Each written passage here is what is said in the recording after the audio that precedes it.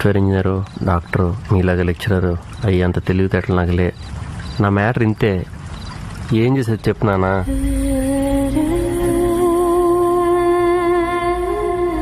మిమ్మల్ని ఎవరైనా మీ పిల్లోడు ఎందుకు క్యాబ్ తోలుకుంటున్నాడని అడిగితే మా పిల్లోడికి చదువు అవ్వలేదు, మరి ఏదో చేసుకోవాలిగా అని చెప్పండి నాన్న. మీరు సిగ్గుపట్టడానికి నేను దొంగతనాలు జేబులు కత్తిరించడాలు చేయట్లేదు నాన్న. నిన్న పేపర్లో న్యూస్ చూశాను.